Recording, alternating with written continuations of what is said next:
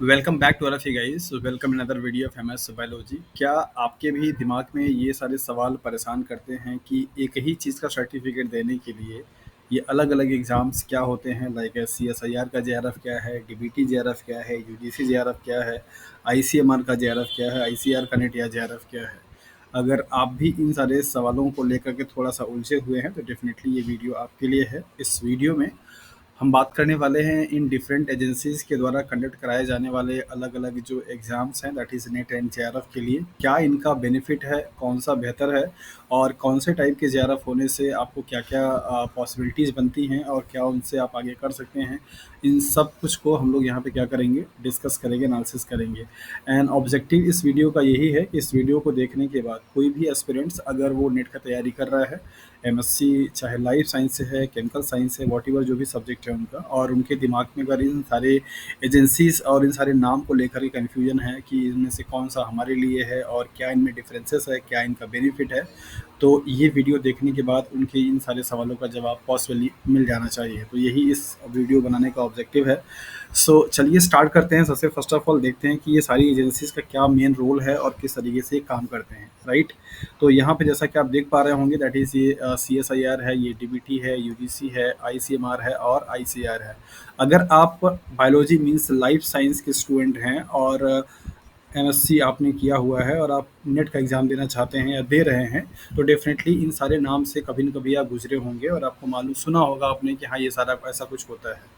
आज की इस वीडियो में देखेंगे हम लोग कि इस इन सभी एजेंसीज के थ्रू होने वाले जो एग्ज़ाम्स होते हैं उनमें बेसिक डिफरेंसेस क्या है और क्या-क्या चीज़ें आपको यहाँ पे डिफरेंस बनाती है इन सब के एग्ज़ाम के पैटर्न में। तो अगर स्टार्टिंगली हम लोग यहाँ से स्टार्टिंग करें सीएसआईआर से, तो सीएसआईआर जो कि आपका एक एजेंसी है और मतलब एक ऑर्गेनाइजेशन है इंडियन गवर्नमेंट के थ्रू, जो कि जिसका बेसिक काम होता है कि वो इंडस्ट्रियल एंड रिसर्च को लेकर के क्या करता है, काम कराता है। इनके ऑल ओवर इंडिया में डिफरेंट डिफरेंट क्या हैं, रिसर्च लेबोरेटरीज़ हैं और उन लेबोरेटरीज़ में काम करने का मौका मिलता है अगर आप जेआरएफ या एलएस क्वालिफाई कर लेते हैं तो।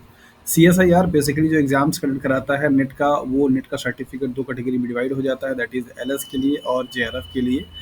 इस सीएसआईआर के सर्टिफिकेट को मतलब सीएसआईआर के एग्ज़ाम क्वालिफाई करने के लिए आप असिस्टेंट प्रोफेसर के लिए अप्लाई एलिजिबल हो जाते हैं। आप असिस्टेंट प्रोफेसर का फॉर्म फिल कर सकते हैं, एज वेल एज आप पीएचडी के लिए भी क्या कर सकते हैं, इनरोल हो सकते हैं कहीं पे भी, मीन्स किसी भी इंस्टीट्यूट के लिए, राइट। तो असिस्टेंट प्रोफेसर का एग्ज़ाम आप दे सकते हैं और आप उसके लिए एलिजिबल हो जाते हैं, एज वेल एज आप पीएचडी का एंट्रेंस, पीएचडी में एडमिशन आप ले सकते हैं। ये पॉसिबिलिटी बनती है सीएसआईआर के एग्ज़ाम्स के लिए।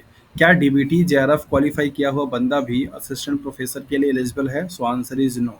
डीबीटी जेआरएफ एक सिर्फ जेआरएफ वाली एग्ज़ाम है, ये नेट का सर्टिफिकेट नहीं देता है। दैट मीन्स अगर कोई भी कैंडिडेट जो कि डीबीटी जेआरएफ क्वालिफाई है और वो इंडियन गवर्नमेंट के किसी भी यूनिवर्सिटीज़ में, किसी भी कॉलेज में असिस्टेंट प्रोफेसर का अगर रिक्रूटमेंट आया हुआ है, तो आप उस फॉर्म को फिल नहीं कर पाएंगे। This is one of the biggest demerit of DBT JRF, right. DBT JRF का लिमिटेशन है, इससे सिर्फ आप क्या कर सकते हैं, डीबीटी फंडेड जितने भी इंस्टीट्यूट होते हैं, रिसर्च सेंटर होते हैं, वहाँ पे आप रिसर्च कर सकते हैं, मींस पीएचडी कर सकते हैं अगर आपके पास डीबीटी जेआरएफ है तो। और डीबीटी जेआरएफ में बायोटेक्नोलॉजी के स्टूडेंट जो लाइफ साइंस के होते हैं वो जाते हैं और यहाँ पे कोई भी नेट का सर्टिफिकेट आपको नहीं मिलता है। इस बात को आप यहाँ पे ध्यान दीजिए। तो सीएसआईआर में आपको नेट का सर्टिफिकेट मिलता है, जेआरएफ का भी मिलता है और नेट के सर्टिफिकेट के बेसिस पे आप असिस्टेंट प्रोफेसर के लिए अप्लाई कर सकते हैं, मीन्स एलिजिबल हो जाते हैं, एज वेल एज आप पीएचडी भी कर सकते हैं किसी भी इंडिया के किसी भी दैट इज़ रिसर्च सेंटर में, किसी भी इंस्टीट्यूट में, किसी भी यूनिवर्सिटी में, किसी भी कॉलेज में। सीएसआईआर जेआरएफ का एक बहुत बड़ा एडवांटेज यही हो जाता है कि अगर आपके पास सीएसआईआर का जेआरएफ है तो आपके लिए सारे दरवाजे ओपन हो जाते हैं, चाहे वो सीएसआईआर की लेबोरेटरी हो, चाहे वो आपका सेंट्रल यूनिवर्सिटीज़ हो, चाहे वो स्टेट यूनिवर्सिटी हो, चाहे वो कॉलेजेस हो, कहीं से भी आप अगर पीएचडी इनरोल कराना चाहते हैं तो आप जा सकते हैं। डीबीटी जेआरएफ के लिए थोड़ा सा लिमिटेशन है कि ये नेट का पहली बात तो सर्टिफिकेट नहीं देता है और जैसा कि आपको मालूम है असिस्टेंट प्रोफेसर के लिए मिनिमम एलिजिबिलिटी आपका एमएससी और प्लस नेट है, तो ये नेट का सर्टिफिकेट नहीं है, सिर्फ जेआरएफ का सर्टिफिकेट है। और इसके जेआरएफ के बेसिस पे आप डीबीटी फंडेड जो रिसर्च सेंटर्स होते हैं उन रिसर्च सेंटर्स में जा करके पीएचडी कर सकते हैं, मीन्स आपको वहाँ पे एडमिशन मिल जाएगा रिसर्च करने के लिए। आपको फेलोशिप भी प्रॉपरली वही मिलेगी जो कि सीएसआईआर के थ्रू मिलता है। नेक्स्ट आते हैं यूजीसी के लिए। यूजीसी जो है वो पूरा ब्रॉडर सेंस में, मतलब जितने भी साइंस के अलावा जितने भी अदर ब्रांचेज होते हैं, लाइक एज ह्यूमैनिटीज़ के हो गया, मैनेजमेंट का हो गया, आर्ट का हो गया, कॉमर्स का हो गया, आज के डेट में अप्रॉक्सीमेटली अगर मैं ठीक हूँ तो 86 डिफरेंट सब्जेक्ट्स में यूजीसी क्या करता है, एग्ज़ाम कंडक्ट कराता है। अगर इसमें कोई करेक्शन होगा तो आप उसे करेक्ट कर लीजिएगा। 86 डिफरेंट डिफरेंट सब्जेक्ट्स में यूजीसी एग्ज़ाम कंडक्ट कराता है, एलएस के लिए और जेआरएफ के लिए। यूजीसी का भी सर्टिफिकेट वैसा ही वैलिड है जैसा कि सीएसआईआर का है। इस यूजीसी के जेआरएफ के बेसिस पे आप किसी भी यूनिवर्सिटी में, किसी भी कॉलेज में जाकर के पीएचडी कर सकते हैं, और अगर आपके पास नेट का एलएस का सर्टिफिकेट है तो आप एलिजिबल हो जाते हैं, that is the assistant professor के लिए। तो मीन्स यूजीसी और सीएसआईआर का दोनों की जो जेआरएफ या एलएस की सर्टिफिकेट है वो आपको एलिजिबल बनाता है असिस्टेंट प्रोफेसर के लिए। अगर आईसीएमआर के लिए बात करें तो that is Indian council of medical research. इनका फुल फॉर्म तो आई थिंक मुझे बताने की ज़रूरत नहीं है, department of biotechnology, university grant commission, ICMR, Indian council of medical research. तो ये आपको मेडिकल काउंसिल एग्ज़ाम कंडक्ट कराता है। यहाँ पे भी नेट नहीं होता है, दैट मीन्स यहाँ पे सिर्फ और सिर्फ क्या होगा, जेआरएफ होता है। और इसमें सिर्फ 150 सीट ही होती है जेआरएफ के लिए, जिसमें से 130 आपकी मिलती है किसके लिए, लाइफ साइंस के लिए, और 20 मिलता है या 120 मिलता है लाइफ साइंस के लिए, 30 मिलता है मेरे ख्याल से सोशल साइंस वालों के लिए। तो ये भी आपको सिर्फ जेआरएफ का सर्टिफिकेट देता है, और इस जेआरएफ के सर्टिफिकेट पे आप आईसीएमआर जो फंडेड इंस्टीट्यूट्स होते हैं उन आईसीएमआर इंस्टीट्यूट्स में जा कर के रिसर्च कर सकते हैं, मीन्स पीएचडी कर सकते हैं, और आपको भी पूरा फेलोशिप वही मिलेगा जो फेलोशिप सीएसआईआर या यूसी के बच्चों को मिलता है, लेकिन आपको नेट का सर्टिफिकेट नहीं मिलेगा। और अगर आप आईसीएमआर क्वालिफाई हैं तो डेफिनेटली आप असिस्टेंट प्रोफेसर का फॉर्म अप्लाई नहीं कर पाएंगे। आईसीआर की अगर हम लोग बात करें, Indian council of agriculture research, तो ये एग्ज़ाम्स भी एआरएस नेट के नाम से एग्ज़ाम होता है जो कि नेट का सर्टिफिकेट देता है, और आईसीआर जेआरएफ एंड एसआरएफ के नाम से एंट्रेंस एग्ज़ाम कराता है आईसीआर, जो कि पीएचडी में एडमिशन कराने के लिए होता है। इन के सर्टिफिकेट का भी लिमिटेशन है। ये जो नेट का certificate means ICR ARS net के नाम से जो एग्ज़ाम्स कराते हैं, ये नेट का सर्टिफिकेट आपको सिर्फ और सिर्फ एग्रीकल्चर कॉलेजेस में, एग्रीकल्चर यूनिवर्सिटीज़ में असिस्टेंट प्रोफेसर की वैकेंसी आती है तो वहाँ के लिए वैलिड माना जाता है। बाकी अदर किसी भी सेंट्रल यूनिवर्सिटीज़ या स्टेट यूनिवर्सिटी में इस नेट के सर्टिफिकेट पे आप फॉर्म अप्लाई नहीं कर पाएंगे असिस्टेंट प्रोफेसर का। और इनका जो जेआरएफ होता है, उस जेआरएफ से आप सिर्फ और सिर्फ आईसीआर जो फंडेड होते हैं इंस्टीट्यूट्स, उस आईसीआर फंड इंस्टीट्यूट्स में जाकर के आप पीएचडी में एडमिशन ले सकते हैं, और उस पीएचडी के बाद आपको पूरा फेलोशिप प्रॉपरली मिलता है जैसे कि वो मिलता है। लेकिन इस आईसीआर का जेआरएफ लेकर के आप बाकी अदर और सीएसआईआर के या आईसीएमआर के या डीबीटी के या सेंट्रल यूनिवर्सिटीज़ में जाकर के आप नहीं कर पाएंगे जहाँ पे एग्रीकल्चर डिपार्टमेंट नहीं है। तो एग्रीकल्चर डिपार्टमेंट का या फिर आईसीआर फंडेड जो इंस्टीट्यूट्स होते हैं वहाँ पे जाकर के आप पीएचडी इनरोल करा सकते हैं, अगर आप आईसीआर के द्वारा कंडक्ट कराए जाने वाले JRF SRF PhD entrance exam को क्वालिफाई किए हैं, सर्टिफिकेट है तो।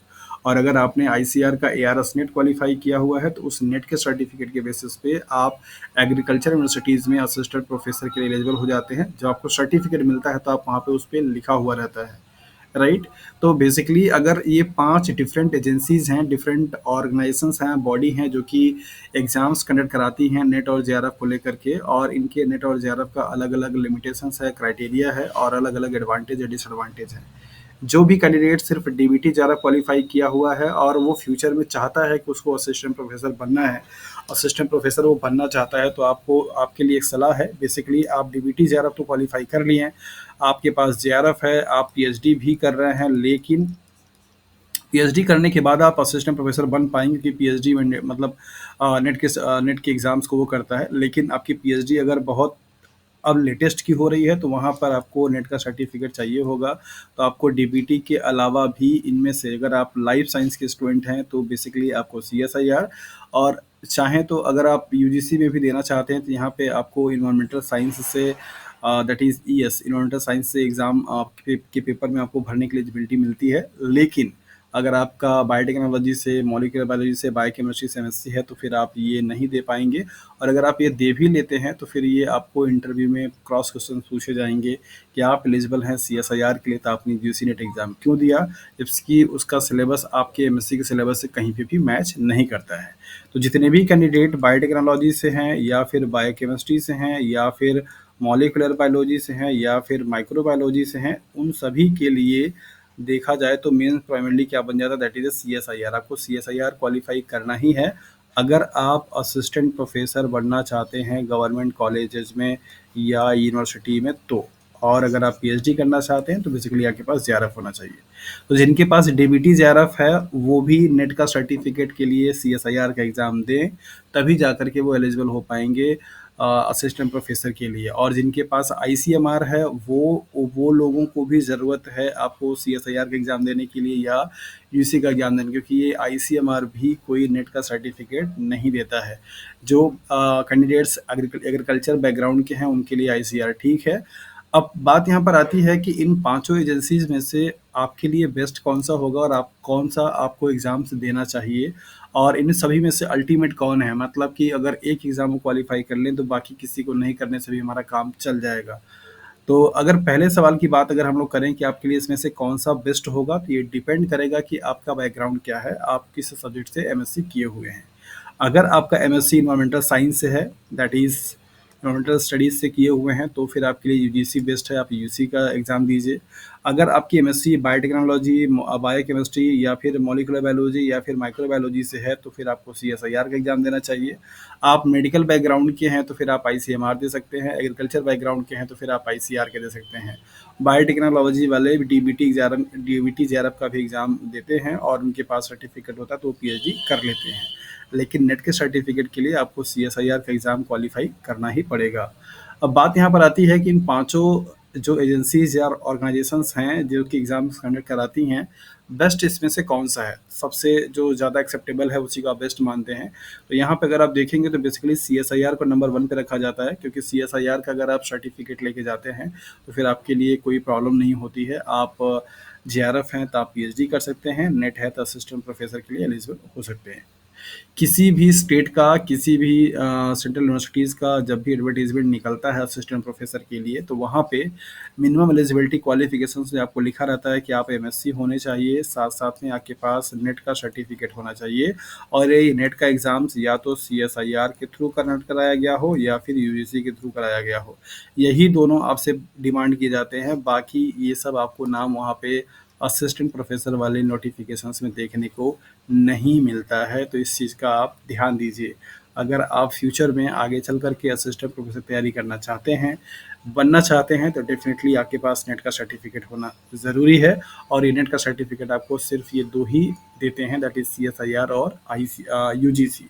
इसका वैलिडिटी सिर्फ एग्रीकल्चर यूनिवर्सिटीज़ में है या कॉलेजेस में है, बाकी सब जगह आपको देखने को नहीं मिलेगा। सो अगर आप यहाँ पे ओवरऑल देखेंगे तो आपको यहाँ पे मिलेगा कि सीएसआईआर का सर्टिफिकेट होने के बाद आप असिस्टेंट प्रोफेसर के लिए भी एलिजिबल हैं, पीएचडी के लिए भी हैं। डीबीटी के का सर्टिफिकेट अगर आपका होगा तो सिर्फ आप पीएचडी के लिए इन्वॉल्व हो पाएंगे, असिस्टेंट प्रोफेसर के लिए आप एलिजिबल नहीं हैं। यूजीसी की अगर आप बात करेंगे तो यहाँ पे दोनों के लिए हैं, दैट मीन्स एपी के लिए भी हैं और पीएचडी के लिए भी हैं, राइट। आईसीएमआर का देखेंगे तो यहाँ पे एपी के लिए नहीं है और आप पीएचडी में इन्वॉल्व हो सकते हैं, रिसर्च आप कर सकते हैं। आईसीएमआर की अगर बात करें तो एग्रीकल्चर यूनिवर्सिटीज़ में आप एपी के लिए अप्लाई कर सकते हैं और एग्रीकल्चर यूनिवर्सिटी में आप पीएचडी के लिए भी क्या है एलिजिबल हैं, राइट। तो इस तरीके से आपको यहाँ पे एक कंपैरेटिव एनालिसिस देखने को मिल जाता है कि हाँ आप ये जो 5 एजेंसीज़ हैं डिफरेंट जो कि एग्ज़ाम्स कंडक्ट कराती हैं लाइफ साइंस के, खास करके बच्चों के लिए ये पूरा का पूरा इन्फॉर्मेशन है, क्योंकि बाकी जो सब्जेक्ट्स होते हैं उनमें ना तो आईसीआर एग्ज़ाम कराता है, ना तो डीबीटी कराता है, ना तो आईसीएमआर कराता है। तो लाइफ साइंस से जो रिलेटेड स्टूडेंट हैं उनके लिए ये इन्फॉर्मेशन है कि आप इन पाँचों में से कौन सा चूज़ करें, ये आपको अब थोड़ा सा आसानी होगा और आप समझ पाए होंगे कि क्यों उसको चूज़ करें। डेफिनेटली इन सारे एग्ज़ाम्स में से सबसे टफेस्ट एग्ज़ाम है सीएसआईआर का। सीएसआईआर का एग्ज़ाम का जो सिलेबस है बहुत ही लेंदी है और उसका एग्ज़ाम बहुत ही हार्ड पेपर बनाया जाता है, लेकिन उस एग्ज़ाम्स के सर्टिफिकेट की वैलिडिटी भी बहुत ही ज़्यादा है। तो अगर आप सीएसआईआर की प्रिपरेशंस कर रहे हैं, किसी भी कारण से अगर आपका ये जून वाला एग्ज़ाम्स नहीं निकल पाता है, तो आपको खुद को डिमोरलाइज़ नहीं होने देना है, नहीं करना है। दिसंबर में फिर से आपका एग्ज़ाम होगा और दिसंबर के लिए आप अभी से लग जाइए। रिजल्ट का वेट मत कीजिए, रिजल्ट तो आ ही जाएगा जो भी आपका परसेंटाइल आया है। अगर आप क्वालिफाई हो रहे हैं तो फिर आप आगे की प्रोसेस को के बारे में सोचिए, और अगर आप नहीं हो पा रहे हैं स्कोर कार्ड के बेसिस पे तो आप लग जाइए दिसंबर के एग्ज़ाम्स के लिए, ताकि आपका इस बार का एग्ज़ाम निकल पाए। और अगर आप CSIR की प्रिपरेशंस में किसी भी प्रकार का हेल्प चाहते हैं तो आप MS बायोलॉजी के ऐप डाउनलोड कर सकते हैं, और इस नंबर पे आप कॉल या मैसेज भी कर सकते हैं, दैट इज़ 8318917792 पे। आपको MS बायोलॉजी की ऐप पे कोर्सेज भी मिल जाएंगे, और यहाँ पे आप चाहें तो मैसेज करके अपनी क्वेरी को भी कर सकते हैं, राइट। सो होपफुली कि अभी आपके पास जो डाउट रहा होगा तो वो चीज़ें क्लियर हो गई होंगी। अगर स्टिल आपके पास कोई प्रॉब्लम है इन पांचों एजेंसीज़ को लेकर के या फर्दर आपके PhD के जर्नी को लेकर के, तो डेफिनेटली आप मैसेज कर सकते हैं। उसका जो भी पॉसिबल सोल्यूशन होगा उसके लिए हम आंसर आपको कमेंट सेक्शन में रिप्लाई ज़रूर करेंगे। So thank you for watching this video.